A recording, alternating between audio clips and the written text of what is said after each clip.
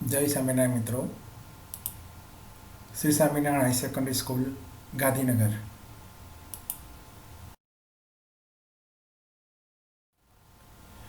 ધોરણ 12 કોમર્સ, વિષય વાણિજ્ય વ્યવસ્થા, પ્રકરણ નંબર 8 નાણાકીય સંચાલન. મિત્રો, આજે પણ નાણાકીય સંચાલનની બાબતમાં ધિરાણ અને ડિવિડન્ડ સંબંધી નિર્ણયો અને એના સંદર્ભમાં આપણે ચર્ચા કરવાની છે મિત્રો. પાઠ નંબર 4.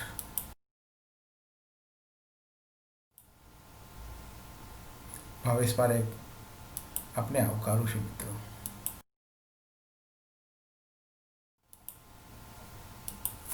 મિત્રો, ધિરાણ સંબંધી નિર્ણયની બાબતમાં આપણે વાત કરીએ તો મિત્રો, જ્યારે કોઈ પણ રોકાણકાર પૈસાનું રોકાણ કરે તો મિત્રો કંપનીની અંદર 4 પ્રકારનું રોકાણ થતું હોય છે.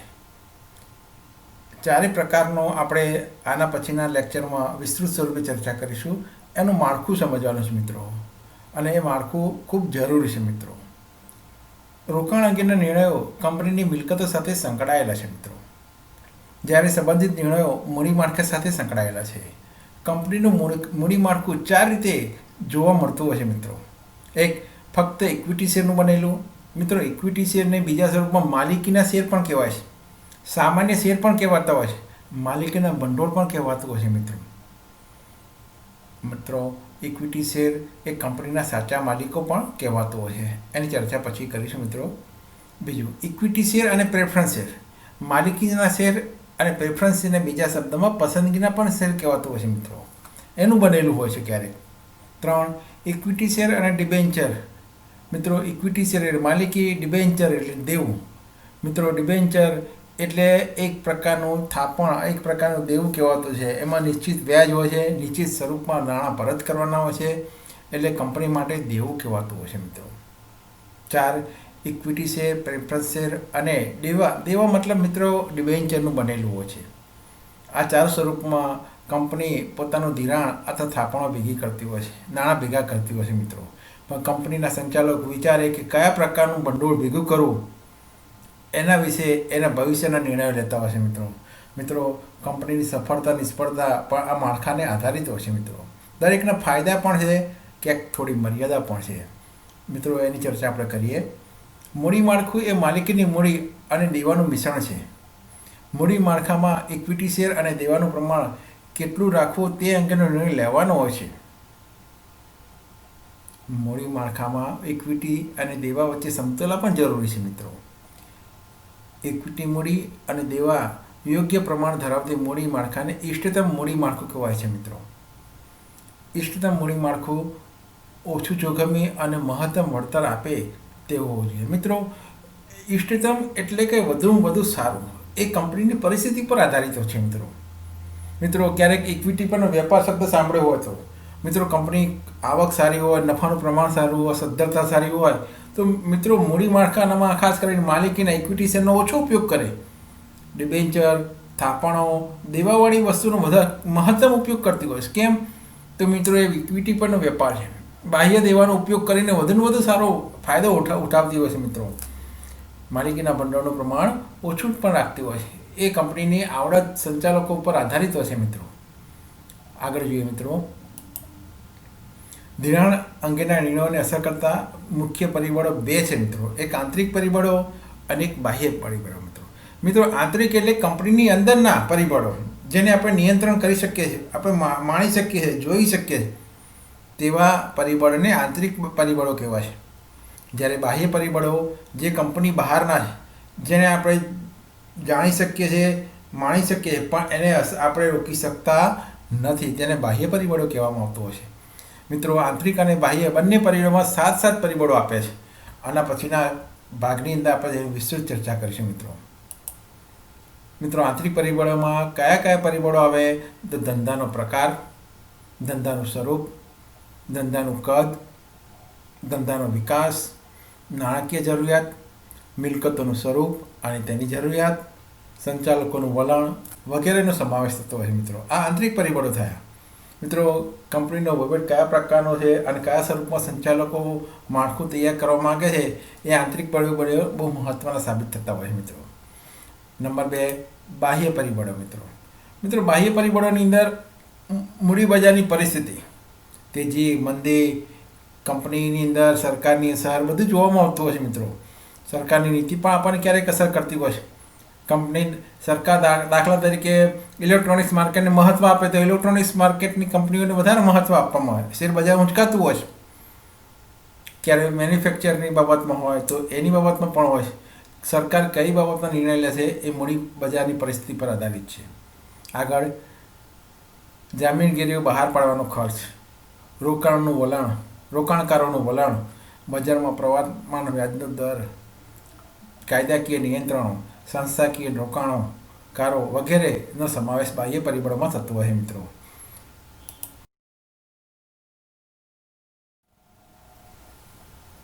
ડિવિડન્ડ સંબંધી નિર્ણયો. મિત્રો ડિવિડન્ડ એ સૌથી મહત્ત્વનું પાછું છે. ડિવિડન્ડ મૂડી માળખાને અસર કરતા નિર્ણયોમાં એક મહત્ત્વનું છે. જો ઇક્વિટી શેર અથવા તો માલિકીના શેર હોય તેમાં ડિવિડન્ડ નક્કી હોતો નથી. કંપનીના સંચાલકો ઈચ્છે ત્યારે એને ડિવિડન્ડ આપતા હોય છે. કેટલું આપવું, ક્યારે આપવું એ સંચાલક મંડળ ઉપર આધારિત હોય છે. નફો થયો હોવા છતાં પણ ના આપે તો શેર હોલ્ડરો માગી શકતા નથી. જ્યારે ડિબેન્ચર ઉપર નફો થયો હોય કે ન થયો હોય, કંપની ચોક્કસ પ્રમાણે તેને ડિવિડન્ડ ચૂકવવું પડતું હોય છે. ડિવિડન્ડ સંબંધી નિર્ણયો કંપની માટે મહત્ત્વના સાબિત થાય છે મિત્રો, અને એ કંપનીને લાંબા સમય સુધી અસર પહોંચાડતા હોય છે. જોઈએ મિત્રો, આપણે ડિવિડન્ડ એ કંપનીના નફાનો એક ભાગ છે જે તેના શેર હોલ્ડર વચ્ચે વહેંચવામાં આવતો હોય છે. ડિવિડન્ડ એ શેર હોલ્ડરને તેમના રોકાણ પર મળતું વળતર છે. કંપની ધારા પ્રમાણે ડિવિડન્ડ માત્ર રોકડ કે ચેકમાં જ ચૂકવી શકાય છે. શેરની ભરપાઈ થયેલી મૂડી પર ડિવિડન્ડ ચૂકવાતું હોય છે મિત્રો. નવા નિયમ પ્રમાણે રોકડનું પ્રમાણ ઘટી ગયું છે. ચેકનું પ્રમાણ એ બી ઓછું થઈ ગયું છે. અને અત્યારે તો ઓનલાઈન તમારા ખાતામાં ડિબેટ એકાઉન્ટ ખોલાવવું ફરજિયાત થઈ ગયું છે. એટલે તમારા ડિબેટ એકાઉન્ટમાં ડાયરેક્ટ જો કંપની વ્યાજ ચૂકવે, ડિવિડન્ડ ચૂકવે તો તમારા ખાતામાં પ્લસ થતું હોય છે મિત્રો. બહુ સરળ પદ્ધતિઓ હવે આવતી છે. ઇલેક્ટ્રોનિક સાધનોનો મહત્તમ ઉપયોગ કરી વધુ સરળ બનાવવા પ્રયત્ન કર્યો છે મિત્રો. ડિવિડન્ડ એ કંપનીમાં રોકાણકારો માટેનું એક નાણાકીય વળતર છે.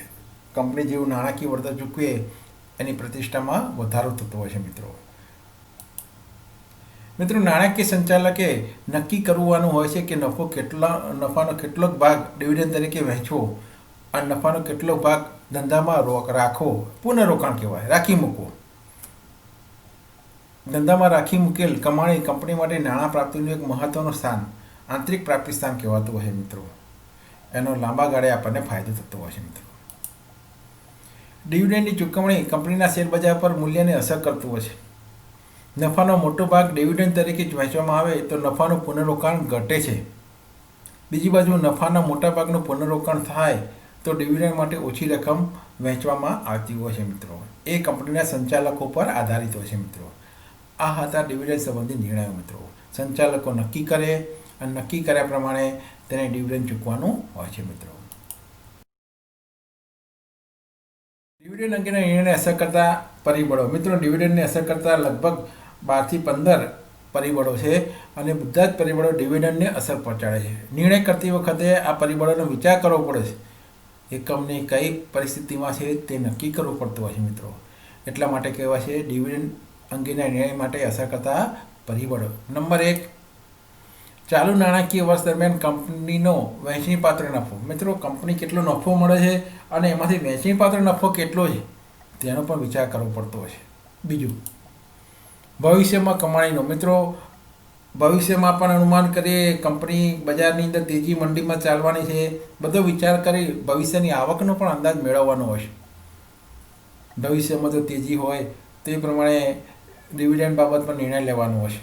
જો ભવિષ્યમાં મંદી તરફ જવાનું હોય, બજાર મંદી તરફ જતું હોય તો આપણે એ બાબતનો પણ નિર્ણય વિચારવાનો હોય છે. નંબર 3, પાછલા વર્ષ દરમિયાન કંપની ચૂકવેલા ડિવિડન્ડનો દર. લગભગ કંપનીઓ વિચારતી હોય છે મિત્રો કે કંપનીનો ડિવિડન્ડનો દર અથવા એને રેશિયો કહેવાય ને, પ્રમાણ, એ ચોક્કસપણે જળવાઈ રહે એવું વિચારતા હોય છે મિત્રો. પણ કંપનીની પરિસ્થિતિ જાણવી ખૂબ જરૂરી છે મિત્રો. 4, ધંધામાં નફાનું પુનઃરોકાણ. મિત્રો પુનઃરોકાણ એટલે કે વધેલો નફો કેટલો રાખવો, કઈ બાબતમાં રાખવો, ભવિષ્યમાં કંપની માટે ફાયદાકારક છે, શામાં રોકાણ કરવાનું થશે, માટે ધંધામાં નફાના પુનઃરોકાણની પણ જરૂરિયાત વિચારવી પડે મિત્રો. 5. કંપનીની વર્તમાન સમયમાં નાણાકીય પરિસ્થિતિ અને નાણાકીય જરૂરિયાતો. મિત્રો, કંપની જો તેજીમાં હોય, સારો નફો હોય, સારું વળતર મળતું હોય, સારા ટેન્ડરો હોય, આવક સારી હોય, એવી પરિસ્થિતિમાં ડિવિડન્ડનો દર નક્કી કરવામાં અસર કરતા હોય છે મિત્રો. અને નાણાકીય જરૂરિયાત કયા પ્રમાણમાં છે, કંપની કેટલો વિકાસ કરે, એ બધી બાબતો ડિવિડન્ડ બાબતે ચર્ચા કરવી પડે, વિચાર કરવો પડતો હોય છે મિત્રો.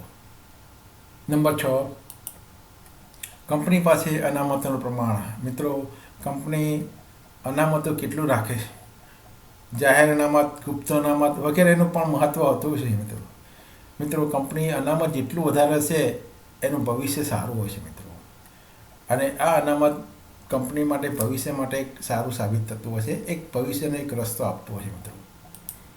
7, ભવિષ્યમાં નફાકારક રોકાણનું આયોજન કરવું. મિત્રો, ભવિષ્યમાં નફાકારક જો આયોજન હોય તો રોકાણનું પ્રમાણ વધારે હોય છે મિત્રો. નફાકારક જો રોકાણ આપણે બજારમાં કરીએ, ઘણી બધી કંપનીઓ મ્યુચ્યુઅલ ફંડમાં પૈસા રોકતી હોય છે, એ નિષ્ણાત વ્યક્તિઓ દ્વારા આયોજન કરવામાં આવતું હોય છે મિત્રો. 8મો મુદ્દો, કંપનીના સંચાલકનું વલણ. મિત્રો, સંચાલકો હોશિયાર, કેપેબલ અથવા તો નિષ્ણાત હોય તો એમનું વલણ એ શેર હોલ્ડર પ્રત્યે હોય છે, તો ક્યારેક કંપની પ્રત્યે હોય છે, કંપનીનું ભવિષ્યનો એ લોકો વિચાર કરતા હોય છે. 9મું, કરવેરાની નીતિ. કરવેરા કેટલા પ્રમાણમાં ક્યારે ચૂકવવાના છે, ત્રિમાસિક, 6 માસિક, વાર્ષિક, ભવિષ્યની નીતિ બાબતમાં પણ ચર્ચા કરવાની હોય છે. 10મો મુદ્દો, ધારાકીય નિયંત્રણ. મિત્રો, કાયદાકીય નિયંત્રણો બદલાતા રહેતા હોય છે, સરકાર બદલાય એમ કાયદાકીય નિયંત્રણનું પણ પાલન કરવું પડતું હોય છે મિત્રો. કંપનીના શેર હોલ્ડરની અપેક્ષાઓ. મિત્રો, અપેક્ષા બજારમાં જોવું પડે, જાણવી પડે, એના પછી ડિવિડન્ડનો આધાર રહેતો હોય છે. મૂડી બજારની પરિસ્થિતિ. મિત્રો, મૂડી બજારમાં તેજી મંદી, કયા શેર બજાર કઈ કંપનીઓના તેજી મંદીમાં ચાલે છે, કંપનીના જે દરેક છે શેર, એની બાબતમાં પણ એ વિચાર કરવો પડતો હોય છે. કંપનીનો વિકાસ દર. મિત્રો, કંપનીનો વિકાસ સારો હોય, ગ્રોથ સારો હોય, આવક સારું હોય, ટેન્ડરો સારા મળતા હોય, ઉત્પાદન સારું હોય, બજાર સારું હોય, માંગ સારી હોય તો કંપનીનો વિકાસ અને તેની પર ડિવિડન્ડની અસર કરતા હોય છે અને કંપનીને ફાયદાકારક રહેતી હોય છે મિત્રો. 14મું અને છેલ્લું મિત્રો, કંપનીની તરલતાની પરિસ્થિતિ. તરલતા એટલે દેવું અને માલિકીના ભંડોળ વચ્ચેનો તફાવત. મિત્રો, જેટલી તરલતા ઓછી, દેવાનું પ્રમાણ ઓછું થતું જાય એટલે કંપનીની સદ્ધરતા વધતી હોય છે મિત્રો. આવક અને જાવકનો રેશિયો તરલતાનો અર્થ થાય. આવક સારી હોય તો તરલતા એટલે દેવાનું પ્રમાણ કેવું થાય મિત્રો, ઘટતું હોય છે. અને જ્યારે દેવાનું પ્રમાણ આપણે સ્વીકારતા હોય તો ઇક્વિટી પરનો વેપાર પણ કહેવાતો હોય છે. એ શેર હોલ્ડરની આવડત અને કૌશલ્ય પર હતી. મિત્રો, આ હતા ડિવિડન્ડ અંગેના નિર્ણયને અસર કરતા પરિબળો. મિત્રો, દરેક પરિબળ મહત્ત્વનું છે. આ બાબતની ચર્ચા અહીં કરીશું. ત્યાર પછીના ભાગમાં આપણે ડિવિડન્ડની મૂડી માળખાની બાબતમાં ચર્ચા કરીશું. તેના મહત્ત્વની બાબતમાં મૂડી માળખાના પ્રકારો, મૂડી માળખાને અસર કરતા આંતરિક અને બાહ્ય પરિબળોની પણ ચર્ચા કરીશું.